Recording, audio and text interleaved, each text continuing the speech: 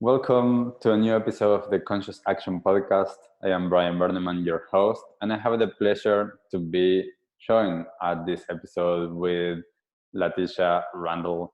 And thank you so much, Tesh, for being here. First of all, thank you for everything that you're doing. And since I know you, but most of our listeners might not know you, please, can you share with us who are you? Who am I? The big question of life. Mm, Well, I'm Tish, but I'm kind of called Mrs. Coconut these days because my partner and I run Raglan Food Co. So we started making coconut yogurt together about 6 years ago now, and it's grown into a business and led to building a factory and employing quite a lot of local people here in Raglan. So yeah, so I'm Mrs. Coconut, but then I'm also a writer, a dog lover. I like gardening. I like beach walks. I love reading, and I moved to Raglan 8 years ago to be a hippie, really. So the original plan of being here was just to chill out, live a more connected life, have a low or as low a footprint as possible. And making yogurt was never part of that plan, but it sort of ended up becoming a central part of our lives. mm. Yeah. Wow. So interesting, yeah, and it's such a cool story. Like, and I'm going to ask you in a little bit to share a little bit more how all of that started. But can you tell me a little bit on, like, from your childhood and growing up, like, were you connected with nature, and that turned into wanting to go to Raglan and become like a more like hippie, like connected to nature person? Was that always part of your path? Um, yeah, well, I guess I'm from a farming family. My grandparents had a farm up north. I grew up in Dargaville, very small town, quite rural. We had a bush in our backyard, or the house that we grew up in was a house that my nan and her husband built together over many years, and it was on quite a big bit of land with a couple of acres of bush, which is really beautiful. And yeah, so I spent a lot of time as a kid playing outside and building little tree houses and exploring and trying to pick like blackberries and turn them into blackberry pie, and like with my sister, and camping overnight under the trees. And yeah, we loved that. It was a really cool way to grow up. And then going around on the farm with my papa on the motorbike and seeing all the animals and jumping on hay bales and all that kind of stuff. So I guess, yeah, there was quite a rural influence. And my mum always had a garden of some sort, even if it was quite small in different places that we lived. We did a lot of making food at home. We did like stewing and preserving, and we baked bread. I got into making kombucha when I was a teenager. So yeah, I guess in that sense, we had that sort of influence from quite a young age, which I think I was lucky to have. Um, we weren't like we weren't city kids, you know. Yeah, yeah, and that's such a different thing. Like, I grew up with that. I grew up big city, like not really connected to nature at all, and that was something that I discovered much later in my early 20s, and it really changed my perspective of how I'm living my life, and I'm always Mhm. amazed to see how different people had that differently growing up. Like some people like you, like if you grew up in a farm, like you grew up connected with the land, perhaps with the trees and the animals, or perhaps not so much in the sense that really connected, but at least you're surrounded by that. Aware of it, yeah. Yeah, it's Yeah, and we such a had pets. Like we had a cat, we had bunny rabbits, we had birds, we went horse riding a lot as kids. I used to volunteer at my my cousin had like a horse trekking business, taking people for beach rides. And I helped with the horses a lot, and I led some treks as a kid or like teenager. Yeah, I think all of this makes a difference. Yeah, definitely. And was there, because I know as well, and I'm going to get into the coconut in a moment, but was your childhood or your upbringing something that inspired you to write? To ride? Yeah. Um, well, I was homeschooled, so didn't go to school, didn't go to uni, and I had a lot of flexibility as a kid to sort of pick and choose my school hours to an extent. I could do schoolwork in advance for the next day. And I loved reading, and I was reading and writing really early. Like I think I was like 3 or something when I started writing little stories. And so it's just something that I've always done. And I guess I had the time and the freedom to read a lot more than maybe I would have if I'd been going to school. And I also volunteered at the local library, the library in Dargaville. I think I started doing that when I was maybe 11, and I did it for a few years. And so I'd go in and like sort books and help them catalog things, and I'd look at all the books. And that was always my dream, that I would one day write books that would be in the library. Yeah, and I self-published my first book when I was 18, 19, children's book. I used all my savings to get it printed, and then I went around and sold copies to shops. I walked in and was like, hey, would you like to have my book in your shop? And it was hard for them to say no, I think. So yeah, I sold 1,200 copies all up. I did like 2 print runs over quite a few years, and then that led to a publishing company wanting to publish my next children's book, so that was cool. And then I've had a book called The To Be List, published by a US publishing company, Blue Mountain Arts, who make really beautiful greeting cards as well. And that was a blog that I had for 5 years. I did a post every time I kind of felt inspired, and then they read the blog and wanted to turn it into a book. So yeah, so writing has taken me in lots of directions. I've been the editor of a travel magazine. I did that for 8 years, but then COVID crashed the magazine. Unfortunately, it can no longer go on. And I freelanced for a lot of different magazines and newspapers. I've had columns and done all sorts of different articles and travel stories. Beautiful. And I always find it so interesting because I am in the middle of writing a book, and like it's such an incredible thing. Like, it's one of the things that they say in life, that plant a tree, like write a book, and like all of those things, and you've written 3 already. Yeah. But yeah, children's books are quite short. The only really full-length ones, the To Be List. And I've written a novel as well, but I'm just waiting to see if anything can happen with that. COVID's kind of throwing the whole publishing industry a bit out of whack at the moment. Definitely.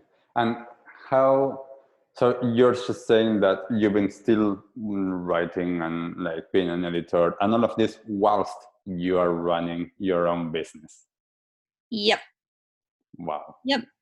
That's impressive. And I find what you do so inspiring because of a few things. Like what you were just saying about like non-formal education. Like you were homeschooled, you didn't go to uni, knowing that is a completely valid path for people to follow and to actually do what they want to do in life, and to be able to have a successful business and writing and living what I know as a wonderful life there in Raglan. Pretty fortunate. Yeah. That's incredible. And going back to the business, I know a little bit, but can you share with us, how did that started? It started completely by accident. So no business plan, no intention of starting it. In fact, it was terrible timing for starting a business. We had just gotten engaged. We just bought a house in Raglan, which is like a real do-up kind of house that needed a lot of work that we still haven't done on it. I had that book coming out. The second children's book was getting published. We'd started building a yurt, and we were running our little digital agency, which is the business we kind of came to Raglan with, the Good Agency. And then, yeah, I just made a couple of extra jars of yogurt because I was making it at home for Seb. He's intolerant to dairy, so we were trying to find something he could eat. And then everybody wanted it. Like the Facebook page in Raglan went crazy with all these people being like, oh, I want a jar. I want to get my sister a jar. Oh, I'm lactose intolerant. I need one. It kind of just went out of control. And then I spent a whole weekend making yogurt for everybody. And then they all loved it. Like they came, they picked it up from our garage and they went home, and then they were posting on the notice board like, wow, this is delicious. Like, I need more next week. And so it kind of just started like that, very, very small scale, like manually making multiple batches in a little pot and scrubbing off all the labels off all the jars I could find at the recycling center. And it just grew and grew. Like people told their friends, and next thing we're hiring the commercial kitchen in town. There's like a community kitchen, making it there, trying to figure out how we could make more at a time, and buying 100-liter stainless steel like beer brewing pots, but using them for making yogurt. Yeah. And soon we were sitting down and saying like, do we want to be yogurt people? Like, we seem to be yogurt people. Do we want to keep doing this? And yeah, we decided, oh well, it's an interesting experience. Like, let's just run with it and see where we can take it. And it gradually took over the other things we were doing. It kind of became the main priority. We had to cut back on some of the other projects and put our house renovation on hold and our wedding on hold that we still haven't had. Wow. So yeah, yogurt has definitely been the main chunk of our last sort of 6 years now. And when you started doing, like when Seb like wanted to have like yogurt and you wanted to try that, was coconut the first that you actually gave it a try? And like how long did it take you to actually get a good coconut yogurt? It took months. Yeah, it wasn't easy. Like I read heaps of things online, and I looked at what I could find, and I kind of tried my own version of things. And coconut was the one that appealed to me because I saw you could do it with nuts, but then you needed a lot of nuts. Then that's quite expensive and impractical. And then I saw you could do soy, but I'm not a big fan of soy for all the various, GMO and other concerns around soy hormone imbalancing potentially. So yeah, I wasn't keen on that. And I tried a soy yogurt and it was gross. So coconut, we love coconut. Well, we were already using coconut for heaps of things, coconut sugar and flour and coconut water and coconut milk. So it's just, we like the taste. So that was, yeah, by far the most appealing ingredient option. Yeah, but no, it took months. Like I made some really gross, not nice, sort of lumpy, runny, like all sorts of different textured batches. But once I got it, it was really good. And then we loved it more than any other yogurt that we'd had. And we're quite into yogurt. Like me in particular, I had tried all the brands of yogurt. I think in New Zealand, I like all the gourmet, fancy ones, layered ones, Greek ones. Like I'd even approached various yogurt companies asking if I could be their marketing person in exchange for free yogurt. Like that's how much I liked yogurt. Oh wow, that's amazing. And I can vouch like your like every flavor of your yogurt that I've tried. I'm like, oh my god, I can't like.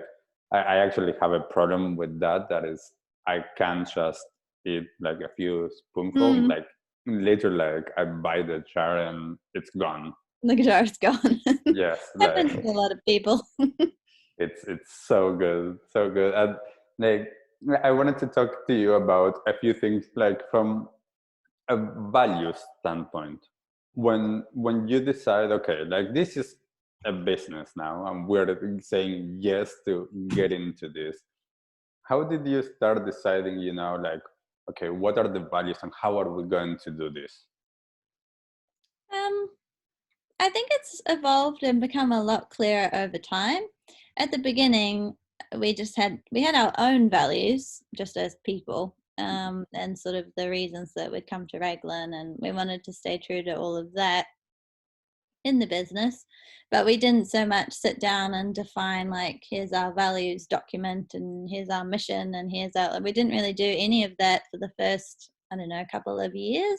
It's only really been in the last few years that we've sort of sat with the team and we've done workshops and we've gone through that process with everyone of agreeing like, yes, these are our values that we kind of all connect to. Mm-hmm. So now we do have all of that. Yeah. But I think because it was such an organic process, a lot of things evolved as we went along and became clearer to us as well.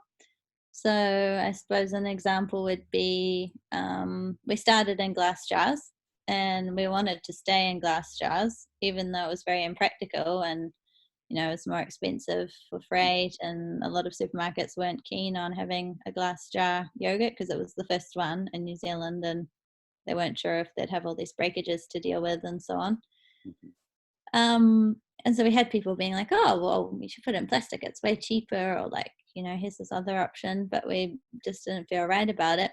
But then we got to a certain point, maybe 2 years in, and a lot of parents wanted pouches for their kids. And they couldn't have glass because the preschools and kindergartens won't let glass in. It's too dangerous for the kids. Yeah. So we were like, oh, okay, maybe we should do something for them, pouches or whatever. So we did a pouch product, and we'd wanted to have a compostable pouch, but we couldn't find one anywhere. I called around like every manufacturing company I could find in the world. And people were all working on them, but nobody actually had a fully functional, fully compostable pouch. So that felt like a values compromise. It felt like, oh, okay, we're doing this because people want it and there's dairy-free kids that want their pouches and so on. But then we know that it's not a recyclable pouch. So then we paid to set up a big recycling program. There's like a recycling program, TerraCycle. It was very expensive. And we had this program. But over time, we could see, oh, no one's really using it. Like only a small percentage of people could be bothered to wash their pouches and send them back in to get recycled. And eventually it just became too much of a value conflict. And then we had to be like, okay, we're just going to stop making them. So we just cancelled the whole range. But, we could have made that decision first, but it almost took experiencing that conflict to realize, no, actually our value is really clear that we don't want to do non-recyclable packaging. Like we're just not going to do that anymore. So some things have just gotten more defined over time.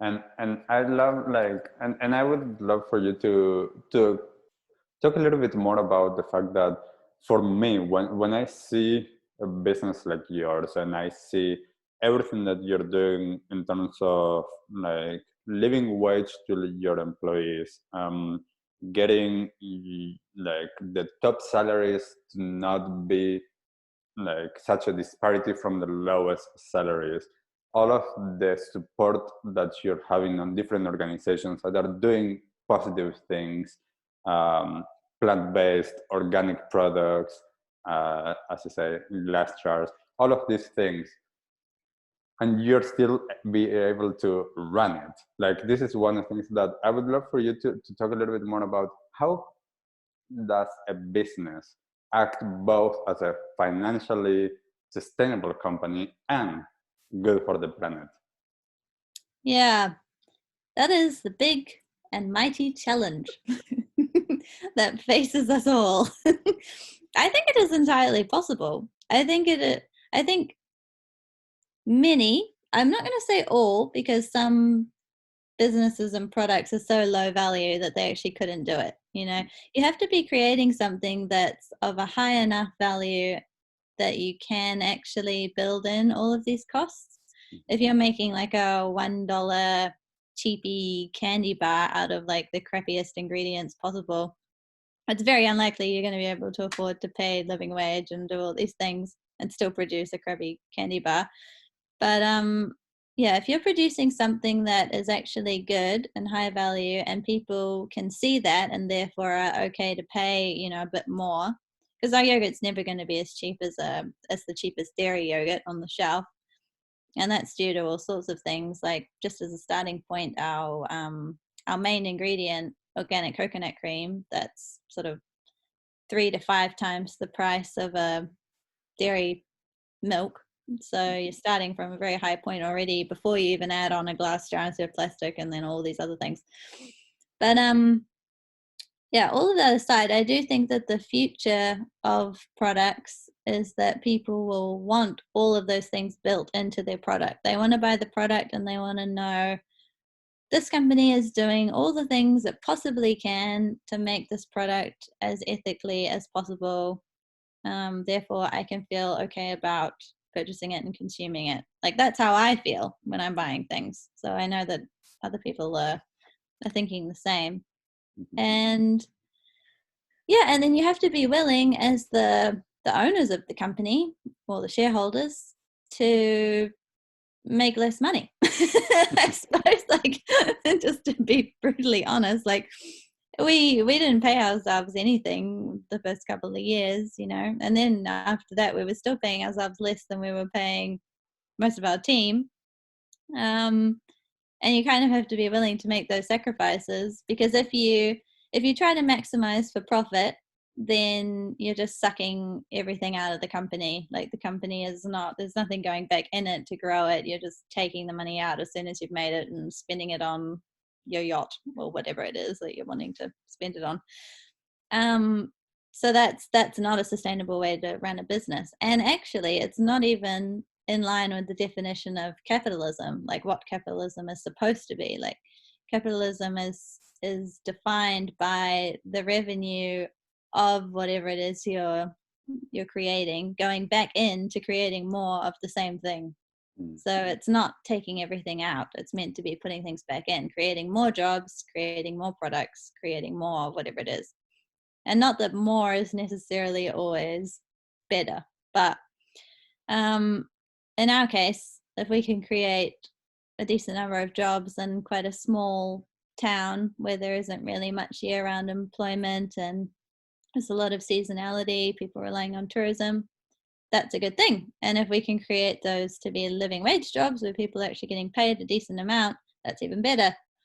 And if we can afford to offset all our emissions and, plant trees and sort of compensate for the impact that we do have, because we're always going to have an impact. We have to ship our product into stores, so that's fuel. We have to chill it, that requires power.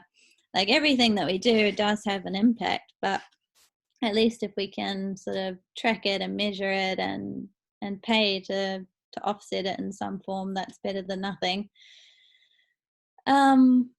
Yeah, so, but you have to really prioritize it, and you have to be willing to make sacrifices to do it, because all the money that we spend on doing those things, of course, we could spend on other things, or we could pay to ourselves, or we could have fancier office gear, or like, we make do in a lot of areas, just to be prudent and, I guess, frugal with our money. Like, if you come into our office, like, the desks are all made out of recycled pallets that our jars get shipped on, and our chairs are secondhand from the local recycling center, and the cushions are from Trade Me secondhand. And, like, we're not going around buying fancy new shiny things, but I think that that's a good way to approach business.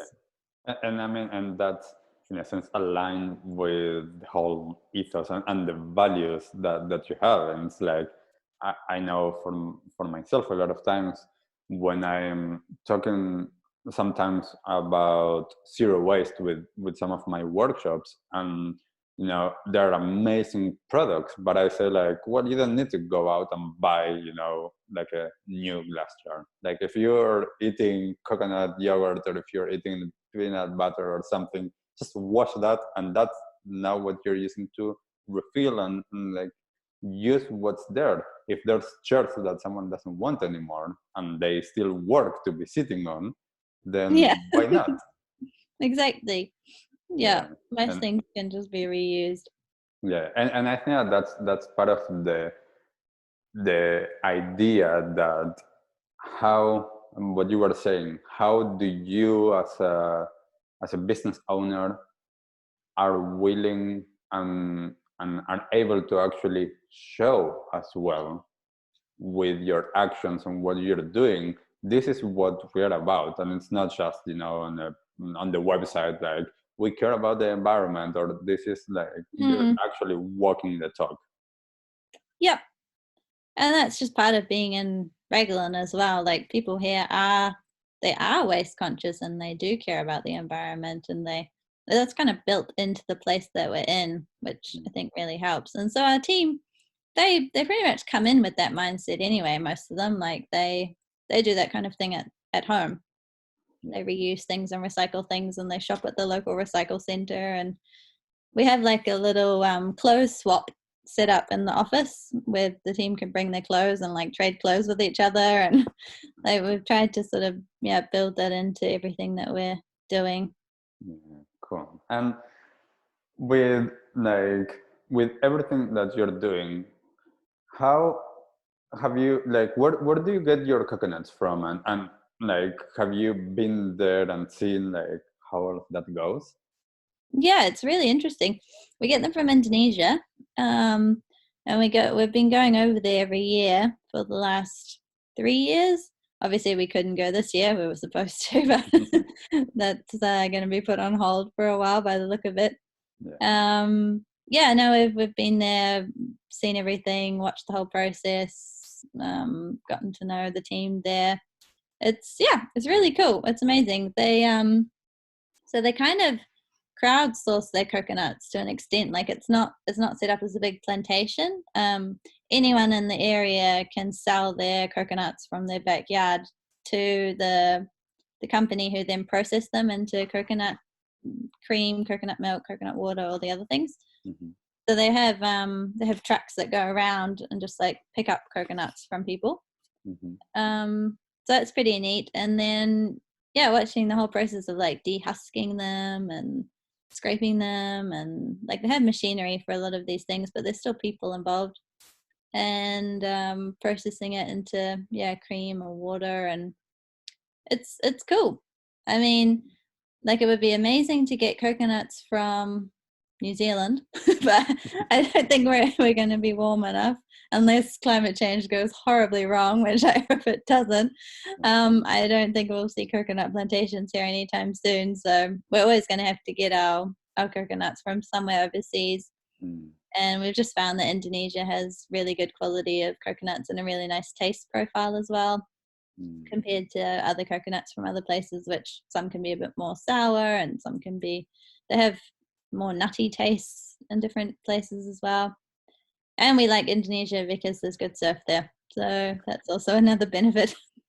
Nice. And what about and I think that this is something that is so positive, the fact that you actually have been there and visited and actually have seen it, because with a lot of businesses, when they actually have in their supply chain, and like they sometimes don't know who are the Mm, people. Is there, is it actually people doing it, or are there some things that are not ethical? And the fact that you're able to actually be there and visit and can say firsthand, yeah, this is like there's people involved and like this is organic, and yeah, testify to that. yeah. And it's clean and the people are smiling and they're happy. Yeah. You can tell a lot by going and visiting where something is made. We've tried to do that for all our main things. So we've been to, like, a lot of our fruit comes from Barker's. They were down in Geraldine, Mhm. and they're still operating on the same family farm that they started I want to say 50 years ago. I think it's at least 50 years ago, which is pretty amazing. And they're a very similar story to us, like just starting really small with the guy, the founder, Anthony Barker, who's like tinkering around in his backyard trying to make fruit wine, I think it was, and preserves, and selling it locally. And then what do you know, everybody wants it, and kind of evolving out of that. And yeah, so we went down there and had a look around and saw how they make all the fruit puree. And yeah, we feel a lot more, you feel a lot more connected to everything when you've actually gone and seen it and the people behind it. Yeah, that's wonderful. And who comes up with the different recipes or the different combination of flavors? Well, they usually start as an idea with me and Seb. So we'll be like, oh, this would be delicious, or wouldn't it be nice to do this flavor? In the very early days, we literally were mixing things around like at home. Let's put some turmeric in and see what that tastes like. It was very amateur sort of level recipe development. Now we've gotten a bit more advanced, so we have a food technologist like permanently in our team, Arena. She's great. And so now it's more a process of sort of giving her ideas and then working with her, and she does all the iterations, and we just taste test them, and we're like, oh, that'll be nice, or maybe a little sweeter, maybe a little more tangy, or whatever.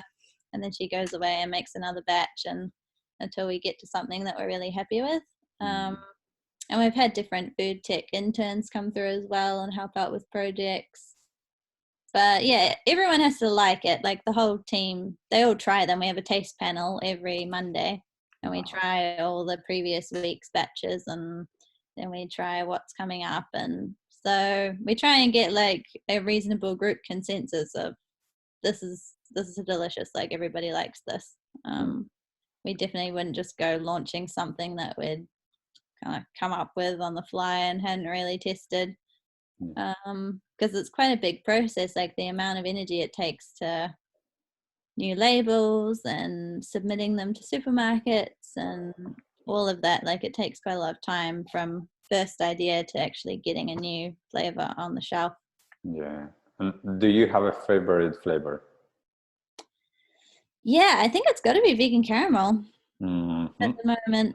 It was vanilla bean for ages. I still love vanilla bean, but then vegan caramel is just so delicious. And we've been making waffles every Sunday, like vegan waffles. Oh. And the vegan caramel on the waffles, oh, just amazing. I'm going to have to do that. I've been just eating it from the jar directly. I haven't done it with Yeah. waffles, so I'm going to have to try that. But from like plant-based and veganism, that for the past few years it's been growing and growing. How has that impacted your business, and what are you seeing in terms of that as well? Like, are you seeing that more and more people are buying your products? Yeah. Well, I guess, yeah, we're definitely in the right space. Plant-based is a huge movement, but it wasn't so much when we started. I think it was maybe early days, like there was interest, but the awareness level between when we started and now is just like drastically different. Like when I used to go into shops in the first year and expos with samples and do tastings, nobody had any idea what dairy-free yogurt was. Like they were completely confused. They're like, what, it doesn't have milk in it? Like how's that possible? Like you can't make yogurt without milk. And like I have all these big discussions with people. But now people are like, oh yeah, coconut yogurt, yeah, I love that, or I've tried this other dairy-free type of yogurt. So yeah, awareness is just growing in leaps and bounds. And because I've been vegetarian since I was 18, so a reasonable amount of time now, 12 years. And at first there was not that many things you could buy when you'd go to a restaurant or cafe or whatever that have like the one vegetarian option, which is usually falafel. Or fries. Or fries, yeah, which is like, or a salad, like a boring salad. But yeah, now you can go to countless places in Auckland that just do vegetarian, vegan food. Like it's amazing. So it's personally for me great. And then as a company, it's definitely the space to be in. Like I think that meat and dairy sales are just going to keep declining over the years, and plant-based alternatives will grow because it just makes more sense. The resource intensity is so much less, and the taste is really good, and nutritionally it's great. People feel good, lower cholesterol, lower blood pressure, like there's so many benefits. So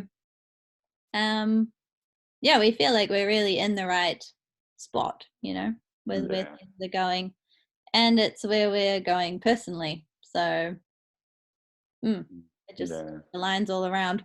Yeah, and you were mentioning like a little bit earlier about the difference of like competing in a sense with the cheap dairy yogurts and those products, and as you're saying, like there is this shift, and I personally think that little by little, as this shift of demand, and as well, like I think that soon some governmental policies are going to start changing, so there's not going Yes. to be as much subsidies to dairy and to those products, which then will actually make products like yours not a premium product in a sense, or not that Mm, expensive, so that people will have a choice that is not like, I can't really afford to actually do that. yeah, that'll make a big difference. Yeah, yeah, because subsidizing dairy, it's sort of it's just like shooting yourself in the foot, really. Yeah, but it is interesting because what we've seen in the space, like companies have come along and tried to get to that higher price point, but without the quality product. And they haven't done so well. We had a competitor come along maybe 4 months ago, Lewis Road Creamery, who make all the different dairy products. And they did a premium yogurt in a glass jar, Mm-hmm. and same price point as us, but not organic, not living wage, not carbon zero, none of those things, just like a dairy yogurt in a glass jar. And we were quite worried at the beginning. We were like, oh, this is interesting, because they're going for our spots on the shelf and like trying to get buyers to take us down and put them up and all this sort of like real competitive Wow. stuff. But yeah, their sales have not been very good at all. So I think like the customer is sort of smart enough to figure these things out, because for them it's just a ton of margin at that price point, but not actually doing anything good to Mm. justify it. Mm, And, interesting. and and I think that, as you were saying before, like a lot of us as consumers now, we actually are looking at what you as a company you're doing, and not just the product itself. Yeah, yeah, it's got to all stack up. People are quite smart. Yeah, definitely. And I wanted to talk about what and how are you doing with, you started recently and with the Game Changers Oh movie yeah, inspiration. You started a challenge. How did that go? yeah, it just finished yesterday, and it was amazing. It was really cool. I liked the documentary. Like I watched the documentary, and so did Seb. Then we made our whole family watch it at Christmas, and then my parents like went vegan for a month. That was cool. And all of that aside, we're just quite inspired by the concept and thought, oh, it'd be interesting to see if we could get people to sign up for doing that here in New Zealand and kind of track it as well. So yeah, we had nearly 400 applications of people who wanted to do it, and we picked 3 couples, and they were all sort of different age ranges and different health problems, different concerns. One had been through cancer, another had high cholesterol, another had high blood pressure. Um, yeah, and we did weekly sessions with them. We had a nutritionist, naturopath do sessions. They did blood tests at the beginning, and now they're just getting their blood test results back, I think tomorrow, from the end. So we'll be able to contrast them and see what the results were. So I don't have the scientific results yet, but the sort of verbal and just how they're feeling is all really positive. Like they've lost weight. A lot of them have lost weight. They say their skin's feeling better, they've been sleeping better, stress levels have been better, more calm, feeling more energy throughout the day, like nails have been looking good. yeah, lots of positive feedback. And the cool thing is, I think pretty much all of them have said that they want to continue with it, like majority plant-based diet going forward because they're feeling so good. Mm. So yeah, I was really stoked because I mean, it could have been a flop. Like maybe they would have hated it. That would have been interesting. They're Yeah. all like, this sucks. We're never doing this again, and we feel terrible. No, That but wouldn't have gone that's so a well. great idea, and yeah, I think that it's such an interesting thing because Mhm. for most people, at least that I know, that did give it a go, like whether they watch a documentary or for whatever reason they actually gave it a go, most people that I know continued after Mm. whatever time frame they gave for themselves, Yeah, and like because they've seen the benefits, and I think that that's the thing of like switching to a different lifestyle, not only diet wise, but like a lifestyle that allows you to see like, oh, actually, like I feel better. This makes sense. I'm going to continue as much as possible with this. yeah, exactly. Because it's not just about you as well. Like you feel better personally, but then you kind of know you're doing a better thing for the environment. You're helping animals. Like it just makes you feel good all around. Mm. Yes, definitely. And I have a few last questions that I try to ask to all of our guests. Okay. Some of these questions are easy, some of them are a little bit more challenging. But the first one is, what is one resource that you would recommend to others? That can be books or websites or podcasts or whatever it is, or movie. Oh yeah.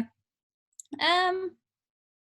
Well, I love TED Talks. I mean, I'm sure probably all your listeners already watch TED Talks, but if they don't, that's a great resource because you can find just about any topic on there and really good speakers on that subject. Yeah, uh, Um, that's a great yeah. one. I used to, for 4 years actually, I had a thing that I had to watch 2 TED Talks minimum per day. Oh, per day. So That's a yeah, decent amount. so I watched a lot of TED Talks. That would add up.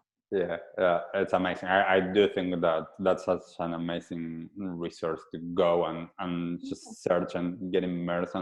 And then, at least for me, it was always like, oh, this is really interesting. And then, get into Googling and the rabbit hole of Yeah, that. yeah. You can do all the extra research after, and it's free. I mean, what an incredible free resource. Mm, definitely. What is your one go-to tip when you share with people? If people ask you something about life or plant-based or organic or whatever it is, like what is it the one tip that you give people? I have many tips on lots of subjects. One that I remember giving people recently was not procrastinating. I try and avoid procrastinating.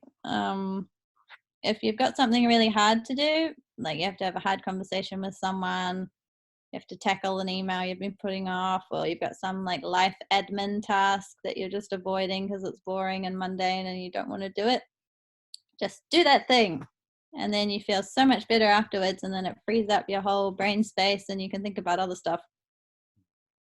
That's a wonderful one. Yes, and we have a lot of us a big tendency of procrastination. Yep, easy to do. Yes, doing it. Wonderful. What has been your latest small act of kindness? That's a nice question. I try and do something kind every day, at least one thing a day. What would be one recently? Oh, I was at the supermarket and a lady and her daughter went through ahead of me and they tried to buy something and their card declined and they looked quite like upset and they sort of left and then I called out to them and then they came back and then I paid for it for them. And I mean, it was very small, like it was like a couple of dollars, but that was almost even worse. Or, it was like, oh, wow, it's only a couple of dollars and the card declined. Like, it just reminded me how there are so many people living so close on that line, like between having things and not having things. Um, yeah. Mm. Mm. That's such a wonderful action. Yeah, that's so nice. And It's interesting. Sorry. yeah, go. Because you have this moment when you do something like that, because I've done lots of things like that for people, but you have this moment of hesitation where you don't know whether you should offer. Mm. And I think a lot of people would offer, but let themselves be held back by that feeling of like, oh, but what if they're embarrassed, or oh, what if they say no, or it makes them uncomfortable. Like, I always try and just push through that, because I think what's the harm in offering, it'll probably just make their day. And that's what they were like, oh wow, that's incredible, like that really made our day. Like, they were stoked, they weren't embarrassed. Yeah. um yeah. Yeah, that's such a good point, and I do know a lot of times that with things like that as well, some people, and I've had this in the past, especially in like not so much here in New Zealand, but when I was living back in Argentina, or when I was living in the US, and there's so many people homeless in the street, and so Mm, many people begging for money, and at some point, I was overwhelmed. B, I couldn't give to everyone, so then I no, was holding back. And then the biggest thing was like, what are they actually going to do with that do money? with it, yeah. And that was one of the things that I remember was holding me back a lot of times. And then, like Mm, I lose, like especially here, like that started to be losing up just because of me wanting to be more compassionate and more kind, and not judging without knowing the person. yeah, yeah, yeah, I So really hear that's that. that's a good point. And one big one. What is the one thing that you wish everyone in the world knew? Hmm. Well, with my global power to make the whole world know something, um, I would like everyone in the world to really realize that we are a lot more similar than we are different. I think if we could all understand that, we would get on a lot better. Yes, yeah, definitely. Such a good one, and so true. Like for me, that's as a global citizen and as a person that has traveled and that believes that we are all connected. We're all in this one together. Yeah, we are. Yeah, even if it seems like we're really different, at our core, we're pretty much the same. Yeah, definitely. Uh, and lastly, how can people find you, read more about you, follow you on your journey, everything? Um, well, we're on Facebook, we're on Instagram. I do all the posts, so that's me talking on there. um, and I'm on LinkedIn. Um, yeah, and soon people will be able to come and actually do a factory tour. So I'm quite excited about that. We're building our new factory at the moment, and we're hoping to move in the next month. And Wow. one of the things I've been really keen to do is factory tours with customers, because we get asked all the time, but we can't do them at our current place. It's way too small. So, yeah, people will be able to come in and see how we do things and have a chat and try lots of samples. Wow, that's wonderful. I'm looking forward to doing that. I have yet to visit Raglan, so next What? time, yeah, You still haven't been to Raglan at all? I know, it's This is crazy. shocking. I Shocking. know. I'm hoping that by the end of this summer, I've made it down there. So I'm going to make sure to go and visit you Yeah, and please. and get some of that tasting if that's happening. Hmm. Oh, it'd be fun to show you around. I can't believe you haven't been to Raglan. You're not even that far away. I know, it's like, what is it, like an hour, or like just a A little couple bit over hours, an yeah. hour. Yeah, it's I'm going to go soon, so I'm going to message you as soon as I decide. But thank you, Tish, so much for taking the time to being here and sharing your story. And thank you so much for what you and your team are doing for like everything that you're supporting and everything that you stand for. I really commend you for that, and it's such an incredible thing and so inspiring. So thank you so much. Oh, no, thank you. It was nice chatting with you. Likewise. I'll And see you soon. yes, definitely. Thank you everyone for listening to this episode. And if you have learned something or if there's something that you want to share, please do share that in the comments. And we'll see you in the next episode. Mm. Bye.